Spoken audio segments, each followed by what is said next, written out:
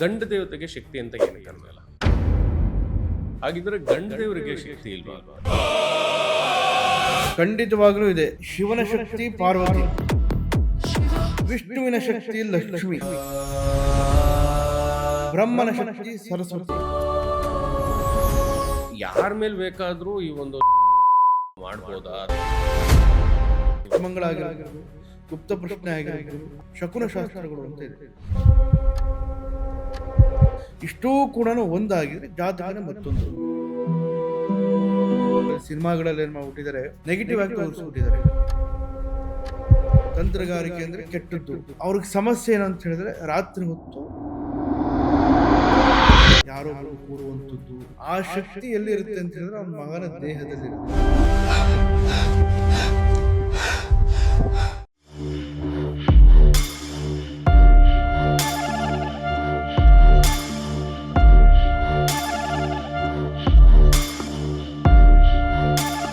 ವಾಹಿನಿ ಟಿವಿಯ ಎಲ್ಲ ವೀಕ್ಷಕರಿಗೂ ಸ್ವಾಗತ, ಸುಸ್ವಾಗತ. ಇವತ್ತು ಈ ಒಂದು ಎಪಿಸೋಡಲ್ಲಿ ತುಂಬ ವಿಶೇಷವಾಗಿರುವಂತಹ ಕೆಲವೊಂದು ವಿಚಾರಗಳನ್ನ ಮಾತಾಡ್ತಾ ಇದ್ದೀವಿ. ವಿಶೇಷ ಅಂತ ಅಂದಿದ ತಕ್ಷಣ ಪ್ರತಿ ಸರಿ ನಾವು ಅಡ್ವಾನ್ಸ್ಡ್ ಆಗಿರೋ ವಿಚಾರಗಳನ್ನೇ ಮಾತಾಡಬೇಕು ಅಂತ ಏನೂ ಇಲ್ಲ.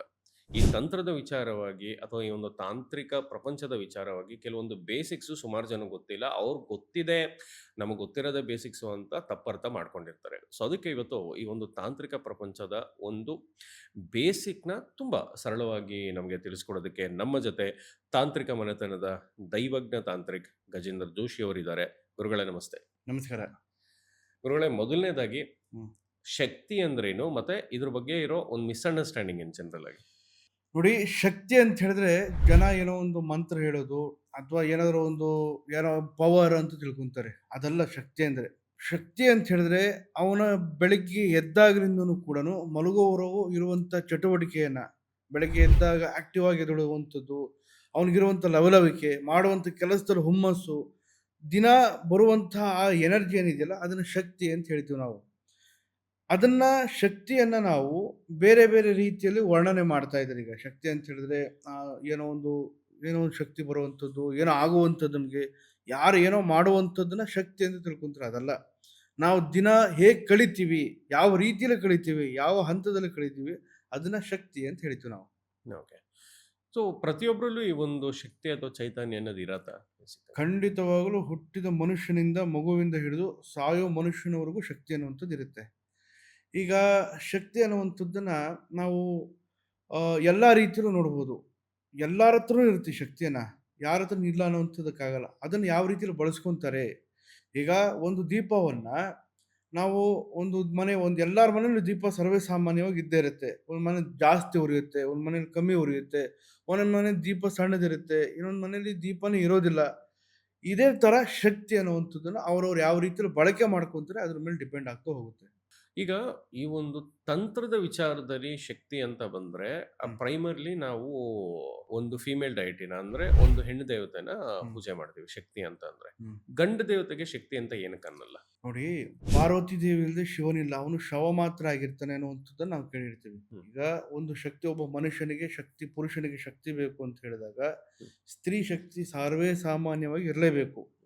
ಮೊದಲು ಸ್ತ್ರೀಯಿಂದನೇ ಶಕ್ತಿ ಬರುವಂಥದ್ದು, ನಂತರ ಪುರುಷ ಶಕ್ತಿ ಅಂತ ಹೇಳ್ತೀವಿ. ಪುರುಷ ಶಕ್ತಿಗಳಲ್ಲಿ ಕೆಲವೊಂದು ಅಂಶಗಳು ಅಂದ್ರೆ, ಈಗ ನಾವು ಶಿವನನ್ನ ಆರಾಧನೆ ಮಾಡ್ತೀವಿ, ಭೈರವನನ್ನ ಆರಾಧನೆ ಮಾಡ್ತೀವಿ, ನಾರಾಯಣನ ಆರಾಧನೆ ಮಾಡ್ತೀವಿ. ಈ ರೀತಿಯಾದಂತ ಮೂಲತಃ ಶಕ್ತಿಗಳಿಂದ ನಾವು ಮಂತ್ರಗಳ ಮೂಲಕ, ಪಠಣಗಳ ಮೂಲಕ, ಕೆಲವೊಂದು ತಂತ್ರಗಳ ಮೂಲಕ ಆರಾಧನೆ ಮಾಡುವಂಥದ್ದು ಬರುತ್ತೆ. ಶಕ್ತಿಯೊಂದಿಗೆ ಶಿವ ಸೇರಿದರೆ ಮಾತ್ರನೇ ಅವನು ಸೃಷ್ಟಿ, ಸ್ಥಿತಿ, ಲಯ ಈ ಮೂರು ಕಾರ್ಯಕ್ಕೂ ಹಾಕ್ತಾನೆ. ಅದೇ ರೀತಿಯಲ್ಲಿ ಸಾಕ್ಷಾತ್ ವಿಷ್ಣುವಿಗೆ ಮಹಾಲಕ್ಷ್ಮಿ ಹಾಗೆ. ಹಾಗಿದ್ರೆ ಗಂಡ ದೇವರಿಗೆ ಶಕ್ತಿ ಇಲ್ವಾ ಅಂತ? ಖಂಡಿತವಾಗ್ಲೂ ಇದೆ. ಶಿವನ ಶಕ್ತಿ ಪಾರ್ವತಿ, ವಿಷ್ಣುವಿನ ಶಕ್ತಿ ಲಕ್ಷ್ಮಿ, ಬ್ರಹ್ಮನ ಶಕ್ತಿ ಸರಸ್ವತಿ. ನೋಡಿ, ಇಲ್ಲಿ ಸ್ತ್ರೀ ಮತ್ತು ಪುರುಷ ಅನ್ನುವಂಥದ್ದಲ್ಲ, ಎರಡೂ ಕೂಡ ಸೇರಿ ಆಗುವಂಥದ್ದೇ ಶಕ್ತಿ ಸಂಕೇತ. ಶಿವ ಮತ್ತು ಶಕ್ತಿ ಎರಡೂ ಬೇರೆ ಬೇರೆ ಅಲ್ಲ, ಇದು ಒಂದೇ ನಾಣ್ಯದ ಎರಡು ಮುಖ ಇದ್ದ ಹಾಗೆ. ಅದು ಪರಮತತ್ವ ಆಗಿರುತ್ತೆ. ಈಗ ಕೆಲವೊಬ್ಬರಿಗೆ ಈ ಶಕ್ತಿ ಅನ್ನೋದು ಬ್ಲಾಕ್ ಆಗಿದೆ ಅಂತ ಅಂತಾರೆ. ಅದರ ಅರ್ಥ ಏನು?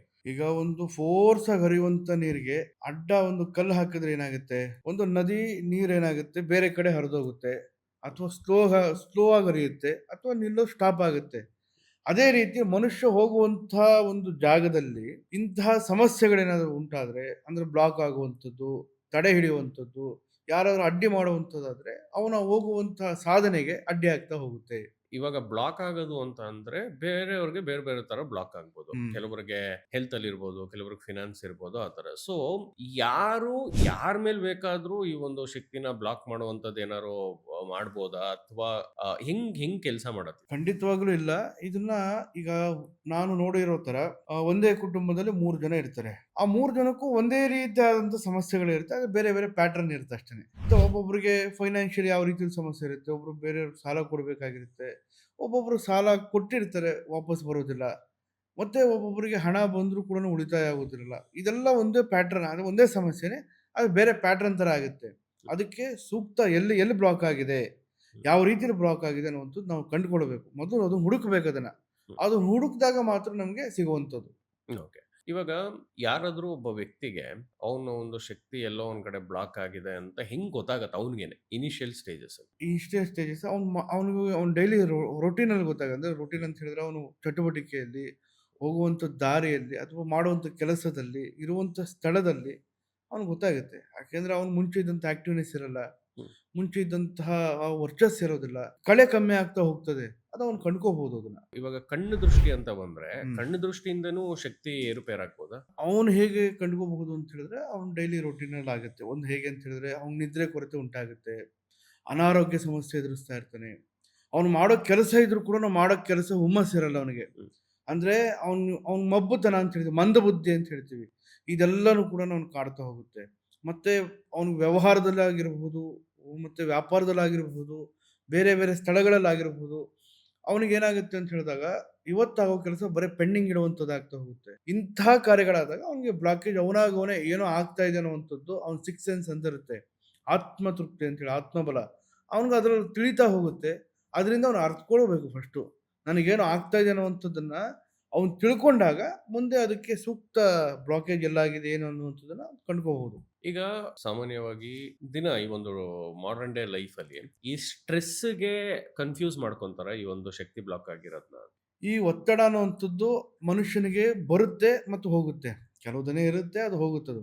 ಆದರೆ ವರ್ಷಾನುಗಟ್ಲೆಯಿಂದ ಒತ್ತಡದಲ್ಲೇ ಇದ್ರೆ, ಅದೇ ಒತ್ತಡನೇ ಅವನ ಜೀವನದಲ್ಲಿ ಸಮಸ್ಯೆ ಆಗಿ ಕುಂತಿದ್ರೆ, ಅವನು ಆ ಒತ್ತಡದ ಬಗ್ಗೆ ಗಮನ ಹರಿಸಬೇಕು. ಅದರಿಂದ ಪ್ರಾಬ್ಲಮ್ ಇದೆ ಅಂತಾನೆ ಅರ್ಥ ಮುಂದೆ ಅವನಿಗೆ. ಆ ಒತ್ತಡ ಏಂತಕ್ಕಾಗಿದೆ, ಯಾವುದರಿಂದ ಆಗಿದೆ, ಅದಕ್ಕೆ ಏನ್ ಮಾಡಬೇಕು ಅನ್ನುವಂಥದ್ದನ್ನ ನಾವು ತಿಳ್ಕೊಬೇಕಾಗುತ್ತೆ. ಇವಾಗ ಸ್ಟ್ರೆಸ್ ಇಂದ ಶಕ್ತಿ ಬ್ಲಾಕ್ ಆಗತ್ತಾ, ಇಲ್ಲ ಶಕ್ತಿ ಬ್ಲಾಕ್ ಆಗಿದ ಕಾರಣದಿಂದ ಸ್ಟ್ರೆಸ್ ಬರತ್ತಾ? ಈಗ ಹೇಗೆ ಅಂತ ಹೇಳಿದಾಗ ಕಾಯಿನಲ್ಲಿ ಯಾವುದು ಒರಿಜಿನಲ್, ಯಾವುದು ಡೂಪ್ಲಿಕೇಟ್ ಅನ್ನುವಂಥ ವಿಚಾರ ಆಯ್ತಿದ್ದು.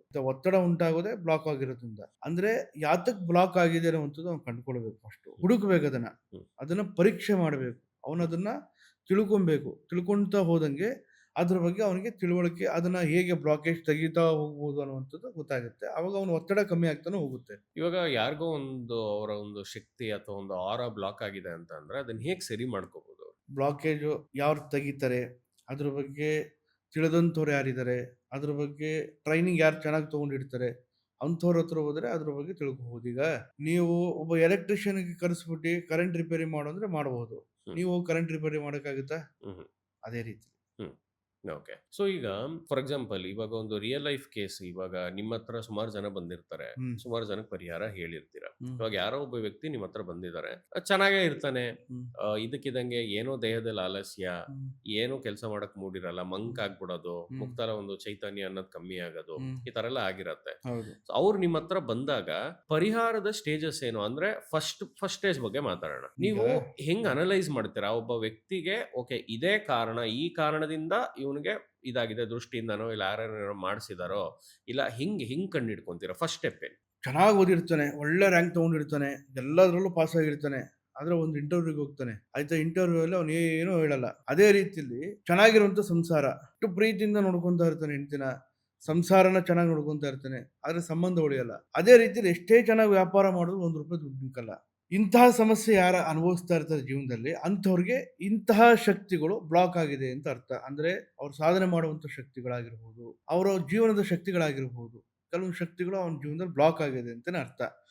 ಈಗ ಅವರು ಅಂಥವ್ರು ನಮ್ಮ ಹತ್ರ ಬರ್ತಾರೆ, ಗುರುಗಳೇ ಸಮಸ್ಯೆ ಆಗ್ತಾ ಇದೆ ಅನ್ನುವಂಥ ವಿಚಾರ ಹಿಡ್ಕೊಂಡು ಬರ್ತಾನೆ. ಈಗ ಆ ವ್ಯಕ್ತಿ ಬಂದಾಗ ಈ ವ್ಯಕ್ತಿಯ ಪ್ರಶ್ನೆನೇ ಬೇರೆ ಇರುತ್ತೆ, ಆದ್ರೆ ಅವನಿಗಿರುವಂತಹ ಒಳಗಿರುವಂತಹ ವ್ಯಕ್ತಿಯ ಸತ್ಯನೇ ಬೇರೆ ಇರುತ್ತೆ. ಒಬ್ಬೊಬ್ರು ನಿಜ ಹೇಳಲ್ಲ, ಒಬ್ಬೊಬ್ರು ಏನೋ ಒಂದು ವಿಚಾರಕ್ಕೆ ಬಂದಿರ್ತಾರೆ. ಏನೋ ಒಂದು ಸಮಸ್ಯೆ ಹಿಡ್ಕೊಂಡೆ ಬಂದಿರ್ತಾರೆ. ಹ್ಮ್. ಗುರುಗಳೇ ನನ್ನ ಸಮಸ್ಯೆ ಏನಿದೆ ಹೇಳಿ ಅನ್ನುವಂಥ ವಿಚಾರಗಳು ಬಂದಿರ್ತಾರೆ. ಅಂಥವ್ರಿಗೆ ನಾವು ಪೂರ್ವಾಪರ ಅಂದರೆ ಪಾಸ್ಟು, ಪ್ರೆಸೆಂಟ್ ಮತ್ತು ಫ್ಯೂಚರ್ ಪೂರ್ಣವಾಗಿ ತಿಳಿಸ್ಕೊಟ್ಟು ಅವನಿಗಿರುವಂಥ ಸತ್ಯಾಂಶನ ಅವ್ನು ತಿಳಿ ಹೇಳಿ ಅದಕ್ಕೆ ಯಾವ ರೀತಿಯಲ್ಲಿ ಬ್ಲಾಕೇಜ್ ಓಪನ್ ಮಾಡಬೇಕು ಅನ್ನುವಂಥನ ಪಾ ಪರಿಹಾರನೂ ಕೂಡ ತಂತ್ರಶಾಸ್ತ್ರದ ಹೇಳ್ತೀವಿ ನಾವು ಅದನ್ನ. ಅದು ಏನೇನು ಇದು ಅನಲೈಸ್ ಹೆಂಗ್ ಮಾಡ್ತೀರಾ? ಇವಾಗ ಯಾರೋ ಒಬ್ಬ ವ್ಯಕ್ತಿ ಬಂದ. ಹೆಂಗೆ ಸ್ಟೆಪ್ಸ್ ಏನು? ಹೆಂಗ್ ಈಗ ಹೆಂಗ್ ಈಗ ಗುರುತಿಸ್ತೀರಾ? ಒಬ್ಬ ಮನುಷ್ಯ ಬಂದಾಗ ಒಬ್ಬ ಏನೋ ಪ್ರಶ್ನೆ ಕೇಳ್ಕೊಂಡು ಒಂದು ಸಮಸ್ಯೆ ಅಂತಾನೆ ಬರುವಂಥದ್ದು ನಮ್ಮ ಹತ್ರ. ಯಾವುದೋ ಜಾತಕ ಕೇಳೋಕ್ಕೋ ಅಥವಾ ಏನಾದ್ರು ಸಮಸ್ಯೆ ಹೇಳ್ಕೊಳ್ಳೋದಕ್ಕೋ ಅಥವಾ ಏನೋ ಪರಿಹಾರ ಮಾಡ್ಕೊಳ್ಳೋಕ್ಕೋ ಬರ್ತಾರೆ. ಮನುಷ್ಯನ ಮುಖ ಕನ್ನಡಿ ಹಾಗೆ. ಅವನ ಮನಸ್ಸು ಮನುಷ್ಯನ ಮುಖದ ಕನ್ನಡಿ ಅಂತ ಹೇಳ್ತೀವಿ ನಾವು. ಅವನ ಒಂದು ಛಾಯೆ ನೋಡ್ತಾ ಇದ್ದಾಗೇನೆ ಈ ವ್ಯಕ್ತಿಯ ಮನಸ್ಥಿತಿ ಹೇಗಿದೆ, ಈ ವ್ಯಕ್ತಿ ಯಾವ ಸಮಸ್ಯೆಯಿಂದ ಅನುಭವಿಸ್ತಾ ಇದ್ದಾನೆ ಅನ್ನುವಂಥದ್ದನ್ನ ನಾವು ಪ್ರಶ್ನಾರ್ಥಕರು ನಾವು ತಿಳ್ಕೊಬೇಕು. ಹ್ಮ್. ಮತ್ತೆ ಕೆಲವೊಂದು ಪ್ರಶ್ನಾ ಮಾರ್ಗಗಳು ಅಂತ ಇರುತ್ತೆ. ಹ್ಮ್. ತಂತ್ರಶಾಸ್ತ್ರದಲ್ಲಿ ಪ್ರಶ್ನಾ ಮಾರ್ಗಗಳು, ಗುಪ್ತ ಪ್ರಶ್ನೆಗಳು ಅಂತ ಬರುತ್ತೆ. ಹ್ಮ್. ಆರೂಢ ಆಗಿರಬಹುದು, ಹ್ಮ್. ಅಷ್ಟಮಂಗಳ ಆಗಿರಬಹುದು, ಗುಪ್ತ ಪ್ರಶ್ನೆ ಆಗಿರಬಹುದು, ಅಂಜನ ಆಗಿರಬಹುದು ಮತ್ತು ಶಕುನ ಶಾಸ್ತ್ರಗಳು ಅಂತ ಇದೆ. ಇಷ್ಟೂ ಕೂಡ ಒಂದಾಗಿದ್ರೆ ಜಾತಕನೇ ಮತ್ತೊಂದು. ಇಷ್ಟೆಲ್ಲ ನೋಡಿ ನಾವು ಅವನಿಗೆ ಫಸ್ಟು ಏನು ಸಮಸ್ಯೆ ಎದುರಿಸ್ತಾ ಇದ್ದಾನೆ, ಅದಕ್ಕೆ ಏನೇನು ಪರಿಹಾರ ಮಾರ್ಗಗಳನ್ನು ಮಾಡಬೇಕು.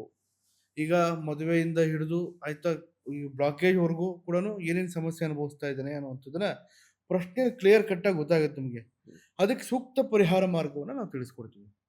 ಇವಾಗ ಒಂದು ಪ್ರಾಬ್ಲಮ್‌ಗೆ ಒಂದು ಮೂಲ ಗೊತ್ತಾಯ್ತು ನಿಮ್ಗೆ. ಹ್ಮ್. ಹ್ಮ್. ಮೂಲ ಗೊತ್ತಾದ್ಮೇಲೆ ಅದಕ್ಕೆ ಪರಿಹಾರ ಹೇಗ್ ಸೂಚಿಸ್ತೀರಾ? ಅಂದ್ರೆ ಎಲ್ಲದಕ್ಕೂನು ಕೆಲವೊಬ್ರು ಅನ್ಕೊಂತಾರೆ, ಇಲ್ಲ ಈ ಪೂಜೆ ಮಾಡಿಸಿ ಅಂತಾರೆ, ಇಲ್ಲ ಕೆಲವೊಂದು ಪ್ರಯೋಗಗಳೇ ಮಾಡ್ಬೇಕಾಗಿರತ್ತೆ. ಅದು ಹ್ಮ್. ಅದು ಅದು ಅದು ಅದು ಹೇಗ್ ಕಂಡಿಡ್ಕೊಂತೀರಾ ಅಂತ? ಈಗ ಪ್ರತಿದಿನ ಒಂದೇ ತರ ಊಟ ಮಾಡೋಕ್ಕಾಗತ್ತಾ? ಹ್ಮ್. ಇಲ್ಲ. ಆಗಲ್ಲ. ಹ್ಮ್. ಈಗ ಎಲ್ಲ ಮನುಷ್ಯ ಒಂದೇ ತರ ಇರ್ತಾನ? ಇಲ್ಲ. ಅದೇ ರೀತಿಯಲ್ಲಿ ಎಲ್ಲರಿಗೂ ಒಂದೇ ತರ ಸಮಸ್ಯೆ ಅನ್ನುವಂಥದ್ದು ಇರಲ್ಲ. ಹ್ಮ್. ಒಬ್ಬೊಬ್ಬರಿಗೆ ಒಂದೊಂದು ಸಮಸ್ಯೆಗೆ ಬೇರೆ ಬೇರೆ ರೀತಿಯಾದಂಥ ಪರಿಹಾರ ಮಾರ್ಗಗಳಂತ ಇರುತ್ತೆ. ಹ್ಮ್. ಪರಿಹಾರ ಕ್ರಮಗಳಂತ ಇರುತ್ತೆ. ಹ್ಮ್. ಜ್ಯೋತಿಷ್ಯದಲ್ಲಿ ಮತ್ತು ಜಾತಕದಲ್ಲಿ ಪರಿಹಾರ ಅನ್ನುವಂಥದ್ದಿಲ್ಲ. ಆದರೆ ತಂತ್ರಗಾರಿಕೆಯಲ್ಲಿ, ತಂತ್ರಶಾಸ್ತ್ರದಲ್ಲಿ ಪರಿಹಾರ ಮಾರ್ಗ ಇದೆ. ಜ್ಯೋತಿಷ್ಯನೇ ಬೇರೆ. ಹ್ಮ್. ಇದು ಕಂಡುಕೊಳ್ಳೋದು. ಇದನ್ನ ಮಾರ್ಗದರ್ಶನ ಮಾಡಿ ಇದಕ್ಕೆ ಪರಿಹಾರ ಮಾಡುವಂಥದ್ದು. ಹ್ಮ್. ಇದರ ಮೂಲಕ ನಾವು ಪರಿಹಾರಗಳ ಮೂಲಕ ಯಾವ್ಯಾವು ಅಂದ್ರೆ ಕೆಲವೊಂದು ಪರಿಹಾರ ಅಂದ್ರೆ ಈಗ ವಾಮಾಚಾರ, ಮಾಟ, ಮಂತ್ರ, ತಂತ್ರ ಇದೇ ಬೇರೆ ಮಾರ್ಗ. ಕೆಲವೊಂದು ಸಮಸ್ಯೆಗಳಿಗೆ ಬೇರೆ ಮಾರ್ಗ. ಹ್ಮ್. ಕೆಲವೊಂದು ಕೆಲವೊಂದು ಹಂತಗಳ ಪ್ರಯೋಗಗಳು ಅಂತ ಬರುತ್ತೆ. ಹ್ಮ್. ಈಗ ಹೇಗಾಗಿದೆ ಅಂತ ಹೇಳಿದಾಗ ಈಗ ನಾವು ಶಕ್ತಿ ಅಂದ್ರೆ ಈಗ ಮಾಟ ಮಂತ್ರ ಅಂತ ಹೇಳಿದ್ರೆ ಈ ಪಿಕ್ಚರಲ್ಲಿ ಸಿನಿಮಾಗಳಲ್ಲಿ ಏನ್ ಮಾಡ್ಬಿಟ್ಟಿದ್ದಾರೆ ನೆಗೆಟಿವ್ ಆಗಿ ತೋರಿಸ್ಬಿಟ್ಟಿದ್ದಾರೆ. ಹ್ಮ್. ತಂತ್ರಗಾರಿಕೆ ಅಂದ್ರೆ ನೆಗೆಟಿವ್. ಹ್ಮ್. ತಂತ್ರಗಾರಿಕೆ ಅಂದ್ರೆ ಕೆಟ್ಟದ್ದು. ಅವನೊಂಥರ ದುಷ್ಟ ಕಾರ್ಯಗಳನ್ನು ಮಾಡ್ತಾ ಇದ್ದಾನೆ ಅಂತ ಅರ್ಥ ಅಂತ ಈಗ ಎಲ್ಲರ ಮುಖದಲ್ಲೂ ಕೂಡ ಅದು ಗೊತ್ತಾಗಿದೆ. ಆದರೆ ನಿಜವಾದಂಥ ಸಂಗತಿ ಅಂತ ಹೇಳಿದ್ರೆ ತಂತ್ರಗಾರಿಕೆ ಅಂದ್ರೆ ನೆಗೆಟಿವ್ ಅಲ್ಲ. ಅದು ಒಂದು ವಿಜ್ಞಾನ, ಸೈನ್ಸ್ ಅಂತ ಹೇಳ್ತೀವಿ ನಾವು ಅದನ್ನ. ಹ್ಮ್. ಇದನ್ನ ಸಾಫ್ಟ್ ಸೈನ್ಸ್ ಅಂತಾನೂ ಹೇಳ್ತೀವಿ ನಾವು ಅದನ್ನ. ತಂತ್ರಗಾರಿಕೆ ಅಂದ್ರೆ ಆ ತಂತ್ರಗಳನ್ನು ಮಾಡುವಂಥದ್ದು. ಅದರಿಂದ ನಾವು ಅದನ್ನ ಪರಿಹಾರ ಕಂಡುಕೊಳ್ಳುವಂಥದ್ದು. ಈಗ ಒಬ್ಬ ಮನುಷ್ಯ ಮಂತ್ರ ಹೇಳ್ಬೇಕಾದ್ರೆ ವೈಬ್ರೇಷನ್ ಗೊತ್ತಾಗುತ್ತೆ ನಮಗೆ. ಹ್ಮ್. ಆ ವೈಬ್ರೇಷನ್ ಇಂದ ಅವನು ಪರಿಹಾರ ಕಂಡುಕೊಂತಾನೆ. ಹ್ಮ್. ಆಯ್ತಾ? ಒಬ್ಬ ಮನುಷ್ಯನಿಗೆ ಒಂದು ಯಂತ್ರಗಳನ್ನ ಈಗ ಒಂದು ಹೈ ಟೆನ್ಷನ್ ವೈರ್ ಹೇಗಿರುತ್ತಲ್ಲ, ಹ್ಮ್. ಚಕ್ರಗಳನ್ನ ಬರಿತೀವಿ. ಯಂತ್ರ ಶ್ರೀಚಕ್ರ ಆಗಿರಬಹುದು, ಸುದರ್ಶನ ಆಗಿರಬಹುದು. ಒಂಥರ ಹೈ ಟೆನ್ಷನ್ಗೆ ಕರೆಂಟ್ ಪಾಸ್ ಹೇಗಾಗುತ್ತೆ ಹ್ಮ್. ಆ ರೀತಿಯಲ್ಲಿ ಯಂತ್ರಗಳು ಬರೆದಾಗ ಅದು ಜಾಮಿಟ್ರಿ ಅದು. ಹ್ಮ್. ಆಯ್ತು ಸಂಪೂರ್ಣವಾಗಿ ಅದನ್ನು ಬರೆದು ಸಿದ್ಧಿಗಳನ್ನು ಮಾಡಿ ಯಂತ್ರದಿಂದ, ಮಂತ್ರದಿಂದ, ತಂತ್ರದಿಂದ ಸಿದ್ಧಿ ಮಾಡಿ ಹ್ಮ್. ಅವನಿಗೆ ಪರಿಹಾರ ಅನ್ನುವಂಥದ್ದು ಮಾಡ್ಬೋದು ನಾವು. ಓಕೆ. ಇವಾಗ ಬೇರೆಯವ್ರಿಗೆ ಬೇರೆ ಬೇರೆ ರೀತಿಯ ಸಮಸ್ಯೆ ಇರುತ್ತೆ. ಹ್ಮ್. ಇವಾಗ ಎಲ್ಲಾ ಸಮಸ್ಯೆಗೂ ಇಷ್ಟೇ ದಿನದಲ್ಲಿ ಪರಿಹಾರ ಅಂತ ಏನಾದ್ರು ಇದೆಯಾ? ಅಥವಾ ಆ ಸಮಸ್ಯೆ ಮೇಲೆ ಡಿಪೆಂಡ್ ಆಗತ್ತಾ ಅದು? ಈಗ ಖಂಡಿತವಾಗಲೂ ಈ ಸಮಸ್ಯೆಗೆ ಇಷ್ಟೇ ದಿನ ಅನ್ನುವಂಥದ್ದು ಪರಿಹಾರ ಅನ್ನುವಂಥದ್ದಿಲ್ಲ. ಒಬ್ಬೊಬ್ರಿಗೂ ಒಂದೊಂದು ಸಮಸ್ಯೆಗೆ ಒಂದೊಂದು ರೀತಿಯಾದಂಥ ಪರಿಹಾರಗಳಿರುತ್ತೆ. ಹ್ಮ್. ಒಂದು ಕೈಗೆ ಸೇರಿದ್ರೇನೆ ಚಪ್ಪಾಳೆ. ಹೌದಾ? ಅದೇ ರೀತಿಯಲ್ಲಿ ಪರಿಹಾರ ನಾವು ಮಾಡಿದ್ರು ಕೂಡ ಅನುಷ್ಠಾನ ಅವರೇ ಮಾಡಬೇಕು. ಹ್ಮ್. ಪರಿಹಾರ ನಾವು ಮಾಡಿದ್ರು ಅನುಷ್ಠಾನ ಅವರೇ ಮಾಡಬೇಕು. ಅವ್ರು ಯಾವ ರೀತಿಯಲ್ಲಿ ಕಟ್ಟುನಿಟ್ಟಾಗಿ ಅನುಷ್ಠಾನಗಳನ್ನು ಮಾಡ್ತಾರೆ, ಹ್ಮ್. ಪಾಲನೆಯನ್ನ ಮಾಡ್ತಾರೆ, ಪರಿಹಾರ ಮಾರ್ಗವನ್ನು ಕಂಡುಕೊಳ್ತಾರೆ, ಹ್ಮ್. ರೆಸ್ಪಾನ್ಸ್ ಹೇಗೆ ಮಾಡ್ತಾರೆ ಅದ್ರ ಮೇಲೆ ಡಿಪೆಂಡ್ ಆಗುತ್ತೆ. ಓಕೆ. ಈಗ ಗುರುಗಳೇ, ಒಂದು ರಿಯಲ್ ಲೈಫ್ ಎಕ್ಸಾಂಪಲ್ ಬಗ್ಗೆ ಮಾತಾಡೋಣ ಹ್ಮ್. ಕೊನೆಯದಾಗಿ. ಹ್ಮ್. ನಿಮ್ಮ ಹತ್ರ ಯಾವ್ದಾದ್ರು ಒಂದು ಕೇಸ್ ಬಗ್ಗೆ ಹೇಳ್ಬೋದಾ? ಅವರು ಯಾವುದೋ ಒಂದು ಸಮಸ್ಯೆಲಿ ಇದ್ರು ಬಂದು ನೀವೇನ್ ಪರಿಹಾರ ಸೂಚಿಸಿದ್ರಿ, ಅವ್ರಿಗೆ ಹೇಗೆ ಅದು ಒಳ್ಳೇದಾಯ್ತು ಅಂತ? ಆ, ಹೆಸರು ಬೇಡ. ಮಾ ಒಂದು ಮನೆ ಸುಂದರವಾದಂಥ ಒಂದು ಗಂಡ, ಹೆಂಡತಿ, ಮಗು 3 ಜನ ಇರುವಂಥದ್ದು. ಹ್ಮ್. ಮಗನಿಗೆ ಒಂದು ಇಂಜಿನಿಯರ್ ಮಾಡಬೇಕು ಅನ್ನುವಂಥ ಆಸೆ. ಬೆಂಗಳೂರಲ್ಲೇ ಇರ್ತಾರೆ ಪಾಪ ಅವರು. ಆದರೆ ತಂದೆ ಮತ್ತು ಮಧ್ಯಮ ವರ್ಗದ ಕುಟುಂಬದವರು. ಹ್ಮ್. ಸ್ಥಿತಿವಂತರು ಅಲ್ಲ, ಬಡವರು ಅಲ್ಲ, ಮಧ್ಯಮ ವರ್ಗದವರು. ಆದರೆ ಅವ್ರಿಗೆ ಸಮಸ್ಯೆ ಏನಂತ ಹೇಳಿದ್ರೆ ರಾತ್ರಿ ಹೊತ್ತು ಕಾಡ ಅಂದ್ರೆ ಕೆಲವೊಂದು ಶಕ್ತಿಗಳ ಕಾಡಿಸುತ್ತೆ ಅವ್ರಿಗೆ. ಹೇಗೆ ಕಾಡ್ಸೋದು ಅಂತ? ಅಂದರೆ ಸರಿಯಾಗಿ ನಿದ್ರೆ ಬರಲ್ಲ, ಯಾರೋ ಬಂದು ಕೂರುವಂಥದ್ದು, ಯಾರೋ ಬಂದು ಅವ್ರಿಗೆ ಏನಾದರೂ ಏನೋ ಒಂದು ಶಕ್ತಿ ಅವ್ರಿಗೆ ಆವರಿಸ್ತಾ ಇರುತ್ತೆ. ನಿದ್ರೆ ಬರಲ್ಲ, ಪ್ರತಿದಿನನೂ ಕಿರಿಕಿರಿ. ಹ್ಮ್. ಆ ಶಕ್ತಿ ಎಲ್ಲಿರುತ್ತೆ ಅಂತ ಹೇಳಿದ್ರೆ ಅವ್ನ ಮಗನ ದೇಹದಲ್ಲಿ ಇರುತ್ತೆ. ಹ್ಮ್. ಅವ್ರಿಗೆ ಗೊತ್ತೇ ಇರಲ್ಲ. ಮಗ ಆ್ಯಕ್ಚುಲಿ ನಾರ್ಮಲ್ ಆಗಿ ಕ್ಯಾಶುವಲ್ ಆಗಿ ಇರ್ತಾನೆ. ಆಯ್ತಾ? ಗಂಡ, ಹೆಂಡತಿ, ಮಗು 3 ಜನ ಮನೇಲಿ ಸಮಸ್ಯೆ ಆಗ್ತಾ ಇರುವಂಥದ್ದು ಗೊತ್ತಿದೆ. ಅವ್ನ ಮಗನ ದೇಹದಲ್ಲೇ ಶಕ್ತಿ ಇದೆ. ಆದ್ರೆ ಅವ್ರಿಗೆ ತಿಳುವಳಿಕೆ ಆಗ್ತಾ ಇಲ್ಲ. ಅವರು ಎಲ್ಲಾ ಕಡೆ ಸುತ್ತಾಡಿದ್ರು, ಹೋಗಬಾರದು ದೇವಸ್ಥಾನಕ್ಕೆ ಹೋಗಿದ್ದಾರೆ, ಮಾಡಬಾರದು ಪೂಜೆಗಳನ್ನು ಮಾಡಿದ್ದಾರೆ, ಹಣ, ಸಮಯ 2 ವ್ಯರ್ಥ ಮಾಡಿದ್ದಾರೆ. ಆದ್ರೆ ಪರಿಹಾರ ಮಾತ್ರ ಆಗಿಲ್ಲ. ಬಂದ್ರು. ಫಸ್ಟ್ ನಾನು ಅವ್ರನ್ನ ಕೌನ್ಸೆಲಿಂಗ್ ಮಾಡಿದ್ದೀನಿ. ಅಂದ್ರೆ ಕುಂತು ಮಾತುಕತೆ ಮಾತಾಡಿ, ಅವ್ರ ಬಗ್ಗೆ ಏನೇನು ಆಗ್ತಾ ಇದೆ, ಏನೇನಿಲ್ಲ ಅನ್ನುವಂಥದ್ದನ್ನ ನಾನು ನೋಡಿದೆ. ಅದಕ್ಕೆ ಸೂಕ್ತ ಪರಿಹಾರ ಏನು ಮಾಡಬೇಕು ಅನ್ನುವಂಥದ್ದನ್ನ ಪ್ರಶ್ನಾರ್ಥಕವಾಗಿ ಏನೇನು ಮಾಡಬೇಕು ಅನ್ನುವಂಥದ್ದು ಪ್ರಶ್ನೆಗಳನ್ನು ಹಾಕ್ತೇವೆ ನಾವು. ಮಂಡಲ ಪ್ರಶ್ನೆಗಳು ಅಂತ ಹೇಳ್ತೀವಿ ಅದಕ್ಕೆ. ಮಂಡಲ ಪ್ರಶ್ನೆಯನ್ನು ಹಾಕಿ ಕೂರಿಸಿ ಶಕ್ತಿಯನ್ನು ನಾವು ಹೊರಗೆ ತೆಗಿತೀವಿ. ಆ ಹೊರಗೆ ತೆಗೆದಾಗ ನಮಗೆ ಗೊತ್ತಾಗಿದ್ದು ಇಂತಹ ಪ್ರಯೋಗಗಳಿಗೆ ಒಳಗಾಗಿದ್ದಾರೆ ಇವರು, ಹ್ಮ್. ಇಂತಹ ತಂತ್ರಗಾರಿಕೆಯಲ್ಲಿ ಇವರು ಸಿಗಾಕೊಂಡಿದ್ದಾರೆ, ಹ್ಮ್. ಇವರು ಇದರಿಂದ ಈ ಸಮಸ್ಯೆಯನ್ನು ಅನುಭವಿಸ್ತಾ ಇದ್ದಾರೆ. ಹ್ಮ್. ಒಬ್ಬ ಇರುವಂಥದ್ದೇ ಸುಂದರವಾಗಿರುವಂಥ ಗಂಡ, ಹೆಂಡತಿ, ಮಗು 3 ಜನ ಅಷ್ಟೇ. ಇವರು 3 ಜನಕ್ಕೆ ಕೆಲವೊಂದು ಹಿತಶತ್ರುಗಳು, ಅಂದ್ರೆ ಗುಪ್ತ ಶತ್ರುಗಳ ಹಿತಶತ್ರುಗಳೇ ಬೇರೆ. ಅಂದ್ರೆ ಮುಂದೆ ಚೆನ್ನಾಗಿ ಮಾತಾಡಿ ಬೆನ್ನ ಹಿಂದೆ ಚೂರು ಹಾಕುವಂಥ ಜನಗಳು ಇವ್ರ ಮೇಲೆ ಇಂತಹ ಪ್ರಯೋಗಗಳನ್ನು ಮಾಡಿದಾಗ ಇವ್ರಿಗೆ ಇಷ್ಟೆಲ್ಲ ಸಮಸ್ಯೆಗಳು ಆಗ್ತಾ ಇದೆ ಪಾಪ. ಪ್ರತಿದಿನನೂ ಕೂಡ ನರಕ ಅವ್ರಿಗೆ, ಪ್ರತಿದಿನ ನರಕ. ಮಗ ಇಂಜಿನಿಯರ್ ಓದ್ತಾ ಇರುವಂಥ ಮಗ ಅವನು. ಆದರೆ ಅವನಿಗೆ ಒಂಥರ ಅವ್ನು ನೋಡಿದಾಗ ವಿಕಲಚೇತನ ಮಕ್ಕಳು ಇರ್ತಾರೆ ಗೊತ್ತಾ, ಆ ರೀತಿಯಲ್ಲಿ ಆಗ್ತಾ ಇದ್ದಾರೆ. ವೀಕ್ ಆಗಿ, ಮುಖ ಎಲ್ಲ ಕಪ್ಪು ಚಾಯಿ ತಿರುಗಿ, ಕಣ್ಣೆಲ್ಲ ಒಳಗಡೆ ಹೋಗಿ, ಅವನು ಮಾತಾಡುವಂಥ ಶೈಲಿ ರೀತಿ ಬದಲಾವಣೆ ಆಗಿ ಇವರಿಬ್ಬರೂ ಕೂಡ ಗಾಬರಿ ಆಗಿದ್ದಾರೆ. ಅಂಥವ್ರಿಗೆ ಮೊದಲು ಧೈರ್ಯ ಹೇಳಬೇಕು. ಧೈರ್ಯ ಹೇಳಿ ಅದಕ್ಕೆ ಸೂಕ್ತವಾದಂಥ ಪರಿಹಾರ ಮಾರ್ಗ ಕೊಟ್ಟಿದ್ವಿ. ಈಗಲೂ ಅದ್ಭುತವಾಗಿದೆ. ಏನ್ ಪರಿಹಾರ ಕೊಟ್ಟಿದ್ರಿ? ಕೆಲವೊಂದು ಪೂಜೆಗಳು ಬರುತ್ತೆ, ಪ್ರಯೋಗಗಳು ಬರುತ್ತೆ. ಮುಳ್ಳಿಂದನೇ ತೆಗಿಬೇಕು ಇದನ್ನ. ಈಗ ನಾವು ದೇವಸ್ಥಾನಕ್ಕೆ ಹೋದೆ, ವ್ರತ ಮಾಡಿದೆ, ನಿಯಮ ಮಾಡಿದೆ ಅಂತಲ್ಲ. ಮುಳ್ಳಿಂದನೇ ತೆಗಬೇಕು. ಅದನ್ನೇ ತಂತ್ರಕ್ಕೆ ತಂತ್ರ, ಬಲಿಗೆ ಬಲಿ, ರಕ್ತಕ್ಕೆ ರಕ್ತ. ಇದು ತಂತ್ರದಲ್ಲಿ ಇರುವ ಸಿದ್ಧಾಂತ. ಇದರ ಮೂಲಕ ನಾವು ಪರಿಹಾರ ಮಾಡಿಕೊಂಡಾಗ ಖಂಡಿತವಾಗಲು 100% ರಿಸಲ್ಟ್ ಗೊತ್ತಾಗುತ್ತೆ. ಓಕೆ. ಅವ್ರಿಗೆ ಏನ್ ಪರಿಹಾರ ಸೂಚಿಸಿದ್ರಿ? ಮತ್ತೆ ಆ ಪರಿಹಾರ ಆದ್ಮೇಲೆ ಈಗ ಹೇಗಿದ್ದಾರೆ ಅವ್ರು?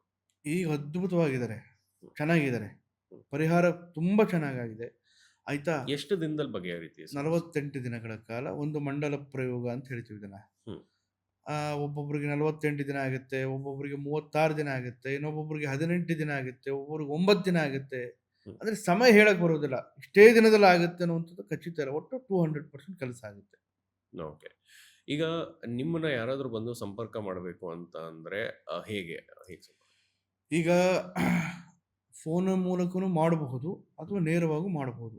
ನೇರವಾಗಿ ಬಂದ್ರೆ ಸಮಸ್ಯೆನ ಆಳವಾಗಿ ಶೋಧನೆ ಮಾಡಬಹುದು ನಾವು. ಫೋನಿನ ಮೂಲಕ ಅದಕ್ಕೆ ನಾವು ಏನು ಸ್ವರತರಂಗದ ಮೂಲಕ ಆಗಿರ್ಬೋದು, ವಿಡಿಯೋ ಕಾಲ್ ಮೂಲಕ ಆಗಿರ್ಬೋದು, ಅಥವಾ ಕೆಲವೊಂದು ಪ್ರಶ್ನೆಗಳ ಮೂಲಕ ಆಗಿರ್ಬೋದು, ನಾವು ಪರಿಹಾರವನ್ನು ಮಾಡಿಕೊಡ್ತೀವಿ ನಾವು. ಓಕೆ. ಗುರುಗಳೇ, ಈ ಒಂದು ಎಪಿಸೋಡಲ್ಲಿ ಶಕ್ತಿ ಬಗ್ಗೆ ನಾವು ಒಂದು ಸ್ವಲ್ಪ ಬೇಸಿಕ್ ಮಾತಾಡಿದ್ದೀವಿ. ನೆಕ್ಸ್ಟ್ ಮುಂದಿನ ಎಪಿಸೋಡಲ್ಲಿ ಈ ಒಂದು ತಂತ್ರ ಮತ್ತು ತಂತ್ರಗಾರಿಕೆ ಬಗ್ಗೆ ಇನ್ನ ಡೀಪ್ ಆಗಿ ಮಾತಾಡೋಣ. ಧನ್ಯವಾದಗಳು. ನಮಸ್ಕಾರ. ಸರ್ವೇ ಜನೋ ಸುಖಿನೋ ಭವಂತು.